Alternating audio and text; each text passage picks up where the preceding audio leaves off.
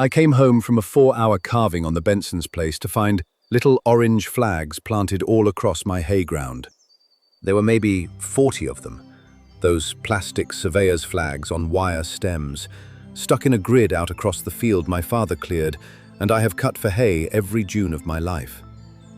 A young man in a clean truck was walking the fence line with a tablet, taking pictures, and when I pulled in, he gave me a wave like I was the visitor. I had been awake for 26 hours.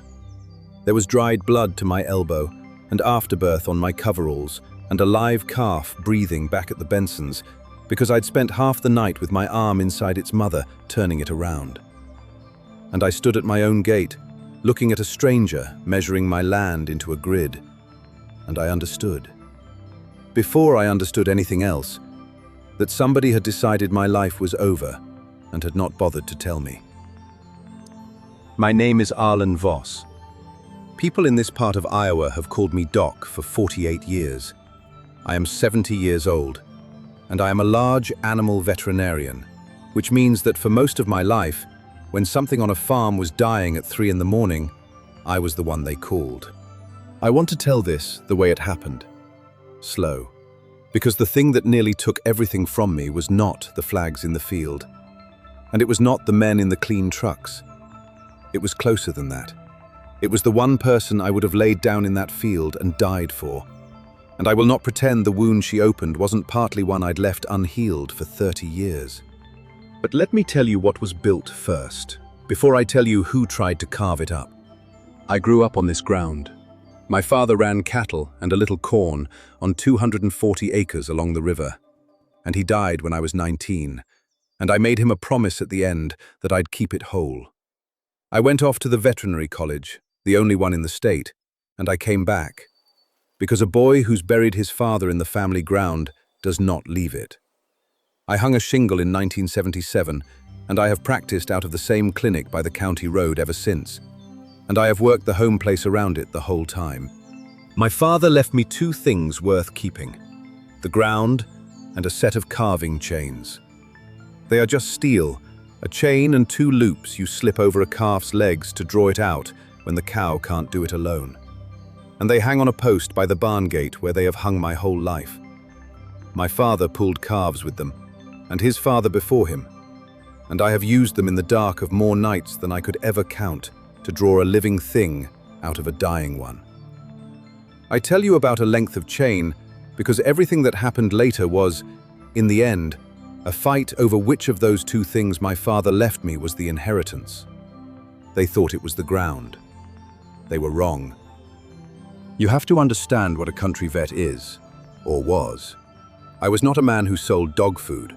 I was the fellow who pulled the calf, vaccinated the herd, stitched the horse that ran through wire, put down the old dog when there was nothing left to do, and stood in the kitchen afterward while a grown farmer cried about a steer like it was a brother. I have delivered more cattle than I can count, and a few human babies when the weather closed the roads. I have taken eggs and firewood and a wave for payment, in years when there was no money in any of it. There is not a farm in 3 townships I have not been on at 2 in the morning. A man learns things, doing that work for 50 years. The main thing he learns is this: an animal cannot lie to you. It also cannot ask you for help. So you learn to read the silence. You learn to tell the cow that's sick from the cow that's only scared by the set of her eye. You learn that the loudest pain is usually not the dangerous one, that the thing that kills is often the thing that makes no noise at all. You spend your life listening to the ones who can't speak for themselves and standing for the ones who can't stand for themselves. I'll give you one, so you understand the work and not just the words. Years back, the Kessler place had an old milk cow. The whole family had raised from a heifer, and she went down one January night, bloated and groaning in the cold. And the old man called me sure she was finished. She was not finished. She had gotten into the grain bin, and what looked like death was a thing I could turn with a tube and a steady hand and the better part of an hour on my knees in the straw. I have watched a grown farmer weep over a milk cow at 2 in the morning like she was his own mother. I have also been the man who had to say there was nothing left to do and stand there while it landed, and not look away. Because looking away is the one thing in this work you are never allowed to do. Strip everything else off it, and the job is to be the steadiest person in the worst hour of somebody's year. Do that a few thousand times across 50 years, and a county decides it trusts you. That trust was the only thing I ever built worth $1. And it is the one thing on the place that could not be sold, because it never belonged to me to sell. It belonged to the work. I married Ruth Halsey in 1974, and she was the steadiness in all of it. The one who kept the books and answered the phone at all hours, and raised our girl mostly alone, because I was out in somebody's barn. We had one child, a daughter, Elaine. And there is a part of this a man has to be honest about, even when it shames him. I was a better veterinarian than I was a father. I do not say that lightly, and I do not say it for sympathy. I missed things. I missed her school plays because a herd had broken with pneumonia. I missed a birthday or two because a mare was foaling wrong. I was elbow deep in a neighbor's cow the night her own appendix came out, and Ruth drove her to the hospital while I worked. And I told myself the calf would have died and the girl would be fine. And the calf lived and the girl was fine. And I never once asked myself what it cost her to grow up second to the livestock. I loved her more than my own life. I just loved her the way I loved everything, by working. And a child cannot eat work. Ruth got sick 8 years ago, pancreatic. It went fast, 11 weeks from the day they found it, and in the worst of it, in my grief and my uselessness, my daughter came home. Elaine was 36 then, married to a man named Derek Carrow, a developer down in the city who built subdivisions and shopping strips and always seemed to be one big deal away from the big deal. They had a girl of their own, my granddaughter Sophie, who was 8 that year and who, alone among all of them, loved the animals the way I did. Elaine came home to help me bury her mother, and then she stayed. And she said, "Dad, you cannot run the books and the practice and the farm alone. Let me take that part off you." And I was drowning, and I let her. I made her the office manager. I put her name on the practice accounts so she could pay the bills. I added her to the limited company that holds the farm ground. Because a lawyer once told me it was tidy for the estate, and I did it without thinking twice. Because she was my girl, and her mother had just died, and trust was the only thing I had left to give her. For 7 years it was fine. Better than fine. She was good at it. Sharp with numbers the way Ruth had been, and the clinic ran smoother than it ever had. Sophie grew up riding with me on calls. 15 years old now and already better with a frightened animal than half the men I've hired. That girl is worth a word of her own. Because she is the only one in this story who never once looked at the land and saw money. She started coming with me when she was 9, standing on an overturned bucket to see over the chute, asking the kind of questions that told me she was listening to the animal and not just to me.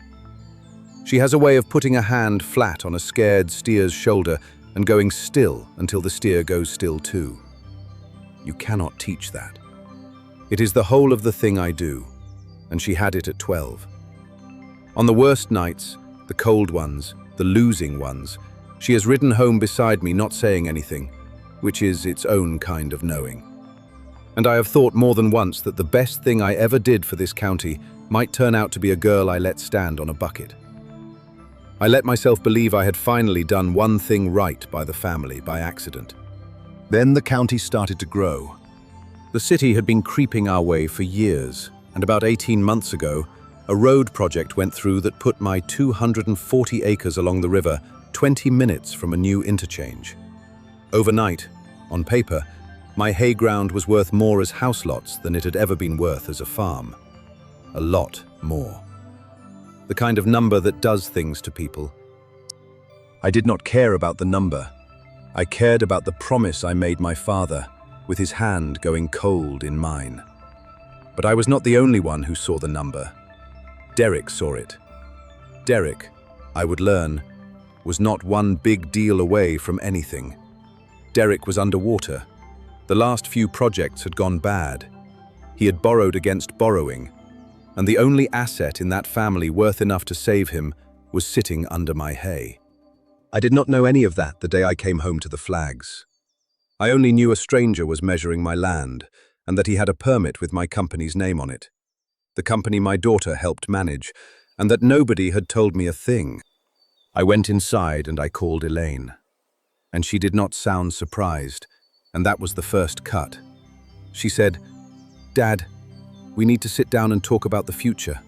She said it the way you'd talk to a man whose mind was going. Gentle, patient. The voice you use on someone who isn't all the way there anymore. She said, "You've been forgetting things. You've been getting hurt out there. That heifer last winter put you in the ground, and you didn't get up for a minute, and Sophie had to help you. You're 70 years old. Dad, nobody's saying you're not still sharp. We just have to be smart about what comes next."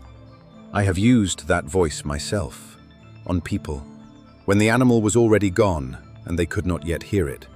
I know exactly what it is for. It is for managing someone toward a thing they would never choose if you asked them straight. So I did not argue with her on the phone. That is the other thing 50 years of this work teaches you. When something is badly wrong and you don't yet understand it, you do not start treating. You find out what's actually happening first. You get your hands on it. Over the next few weeks, I got my hands on it, quietly, the way I'd work up a sick animal nobody else could figure. I did not snoop through anyone's truck. I am too old for that, and it is beneath the thing I was trying to protect. I simply started paying attention to my own life again, the way I'd stopped doing when I handed the worrying to Elaine. I went into my own office and I read my own files. Bonnie, who has run my front desk for 28 years and trusts none of the new computer business, had kept the real folders. And in them, I found the letter of intent. Bonnie was the one who put it in my hands. In fact, she had seen the paperwork moving through the office for weeks and had said nothing because it was not her place and because she was afraid of what it meant. But when I came in that morning asking the right questions, she did not pretend. She set a manila folder on my desk and stood there with her arms crossed the way she does when she's decided something. And she said, "Doc, I have answered your phone for 28 years, and I never once thought I'd be handing you this." Then she went back to the front desk and answered the phone, because there were animals that needed seeing, and the work does not stop just because the world has tilted. That is its own kind of loyalty, the kind that does not make a speech. She kept the doors open and the appointments running through the whole of it, so that whatever else was being taken from me, the practice itself never missed a day. A development group called Heartline Communities meant to buy the 240 acres and the clinic parcel for a sum that made my mouth go dry, and turn it into 80-some houses, and the seller listed was my limited company, and the contact was Derek, and the closing was set for a date 2 months out, as if it were already done. There was more when I knew to look. Derek had taken loans against the expected proceeds. He had told his bank the sale was a certainty, that the elderly owner was retiring and transitioning the asset to the family, that there were no encumbrances on the title. He had been telling everyone, the buyer and the bank and probably himself, that I was a sweet old man winding down who would sign where his daughter pointed. And Elaine had been laying the groundwork at the same time, softly, for months, mentioning to people in town that Dad was slowing down, that they were worried about him out there alone with the big animals, that it might be time, not cruelty, worse than cruelty in a way. A daughter narrating her father's decline to a town that loved him, so that when the sale came, it would look like mercy. I found out how far it had spread the day Verl Tomich flagged me down at the feed store. Verl is a man I've known 60 years, whose cattle I've doctored since Eisenhower, and he stood there turning his cap in his hands and finally said, "Doc, the girl tells us you've been having some trouble. You'd say so, wouldn't you, if you were having trouble? We'd want to know." And I understood, standing in the feed store, that my daughter had gone to my oldest friends and neighbors, one by one, in that gentle, worried voice, and planted the idea in soil I had spent 50 years tending. It is a clever thing to do, if you have no conscience about it. You do not have to prove an old man is failing. You only have to get enough good people worried that he might be. And then, when you sell his land for him, they will nod and say it was for the best. Poor Doc. It was time. I told Verl I had never felt sharper in my life. He looked relieved, and then he looked confused, and I left him with both. Because I did not yet have the thing that would make it plain. I want to tell you, I stayed cold through all of it. I didn't. There was a night, about 2 weeks in, that was the lowest I have been since I lost Ruth. I had a calving go wrong out at the Tolliver place. A first calf heifer, hips too narrow, the calf coming backward, and I worked it for 2 hours in the cold, and I lost it. The calf, and then the heifer too. It happens. It has always happened, even to good hands, even on good nights. But I drove home in the dark with that small, dead weight still in my arms, in my mind. And for the first time in my life, I thought, what if they're right? What if my hands have started to go and I am the last man in the county too proud to see it? What if I am exactly the old fool she is describing to the neighbors? And the only mercy left is to let them sell it and put me somewhere safe. I sat in the dark of the kitchen Ruth used to fill, and I came close. I came very close to calling Elaine and saying, "All right, you're right, I'm tired, take it."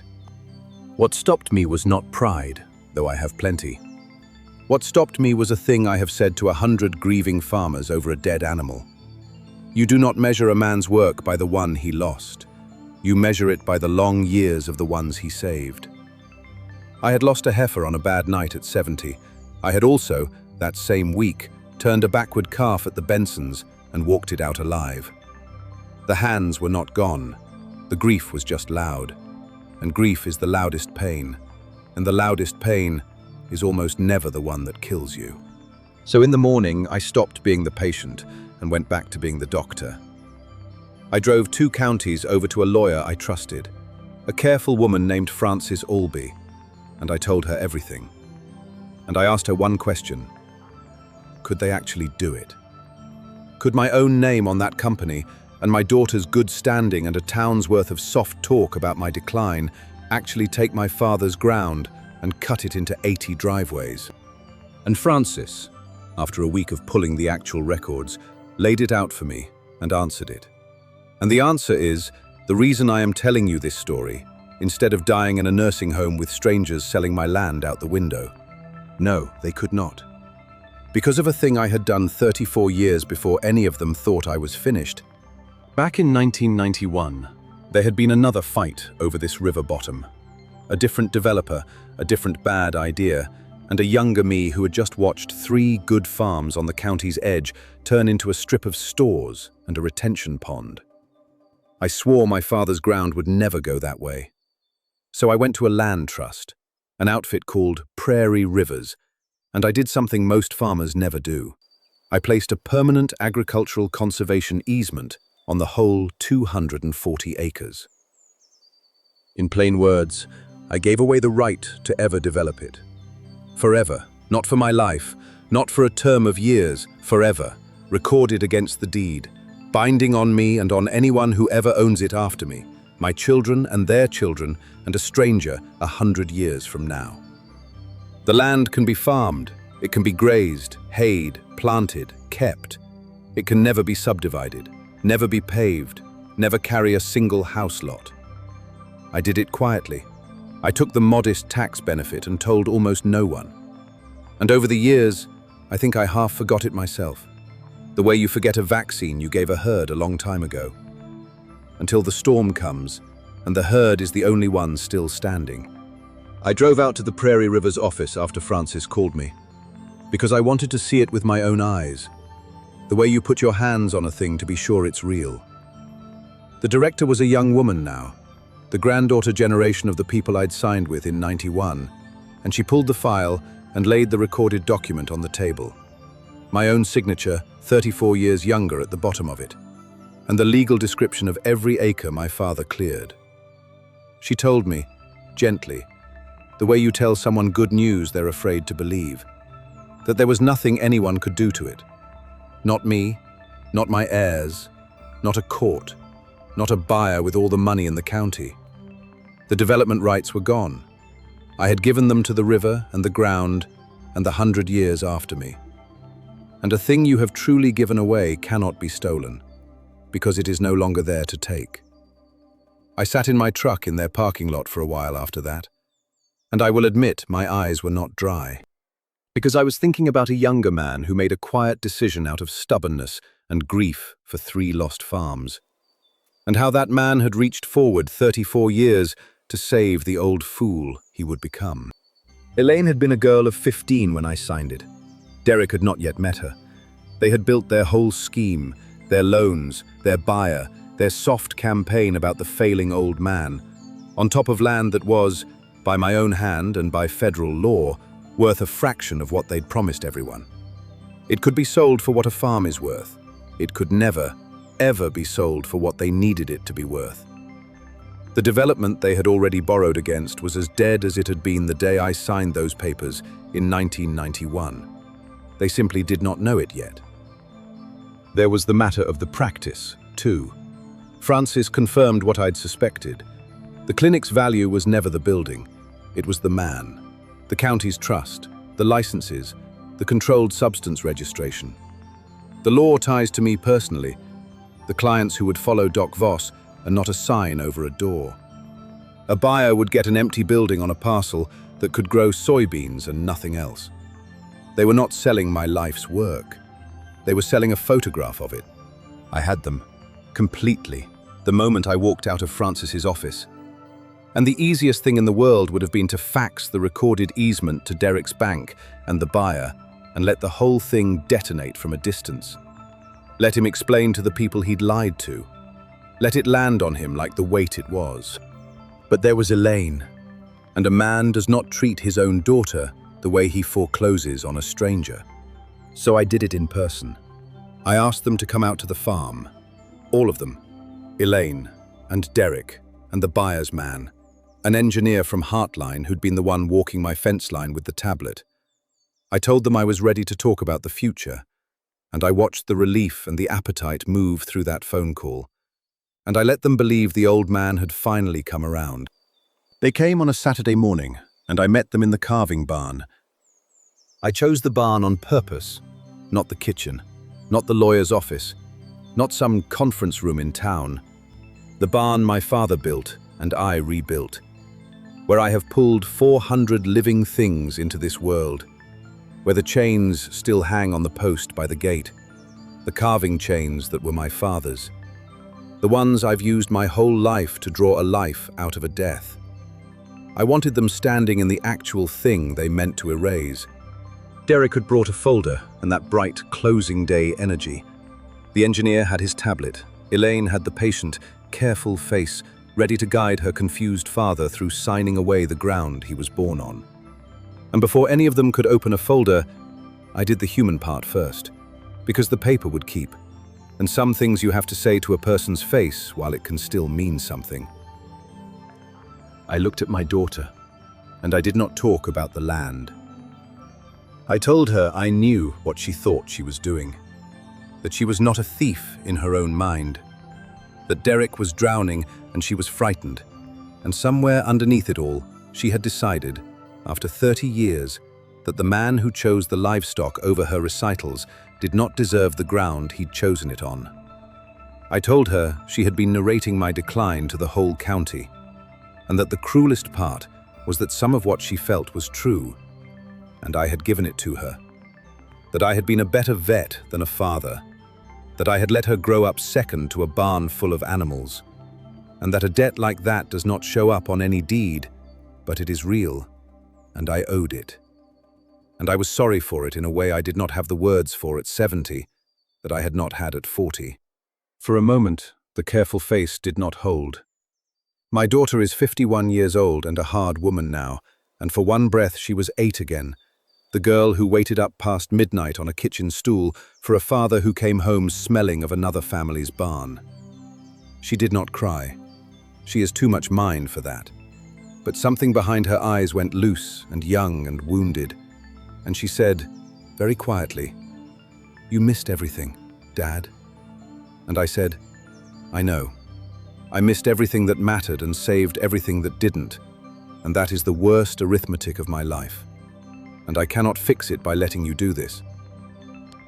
And then the careful adult closed back over the child, the way water closes over a stone, and she was 51 again.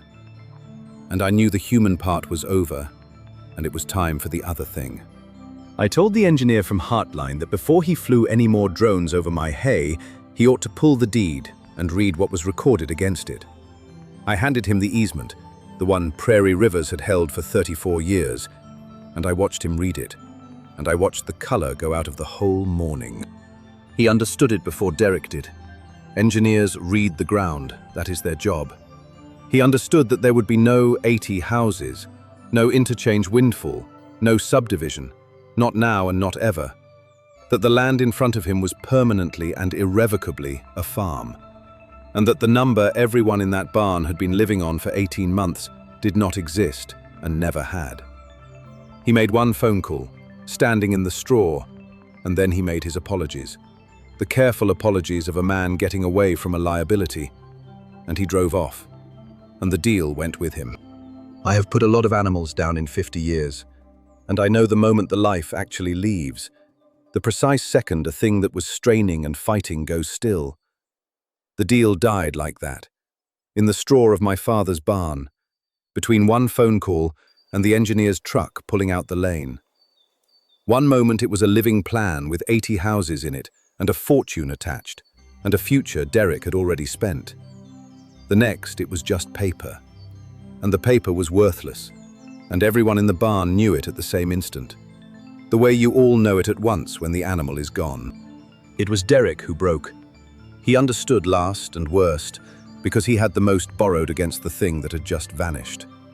He started in about how I had no right, how this was the family's future, how a selfish old man was going to bankrupt his own granddaughter's father out of stubbornness. And I let him talk, because a frightened animal makes noise, and the noise is not the danger. He got loud in the way men get loud when the ground has gone out from under them, and they are still pretending they're standing on something. He said I had ruined them. He said I had done it out of spite. He did not once say the word easement, because to say it would have been to admit he'd built his whole life on land he never bothered to read the deed on. And a man like Derek would rather call you a monster than call himself a fool. When he was done, I said only one thing to him. I said, "You told a bank a lie about my land. That is between you and the bank now." And I let him sit in what that meant. That was the second blow, and it was enough. I had more in the bag. Francis had told me there was a real case there, that Derek's representations to his lenders about a clear title and a certain sale were the kind of thing a county attorney takes an interest in, and that I could, if I chose, hand the whole mess to people who would take it apart and take him with it. I had the documents. I could have ended him. I did not. Not for his sake. For Sophie's. My granddaughter is 15 and loves this place and rides on my calls and is the one person in that family who never once looked at the land and saw money. I was not going to be the man who put her father in a courtroom and her family on the front page so that I could feel the satisfaction of it. The land was safe. It had been safe for 34 years. My winning did not require his destruction. And a win you only get by becoming the thing that came at you is not a win. It is just a different way to lose what you were trying to protect. So I told Derek I would not be calling the county attorney, and I watched that land on him almost worse than a threat would have. I changed the things that needed changing. I had Francis take Elaine off the company and the accounts.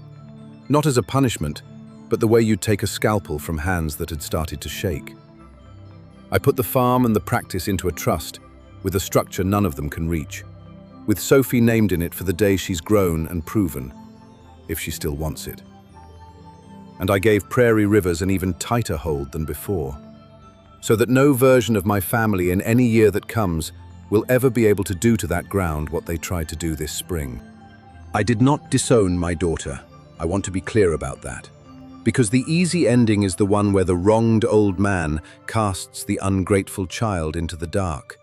And that ending is for stories, not for fathers. I named the truth on both sides of it. Hers, that I had failed her in the long, quiet way a working man fails the people he's working for.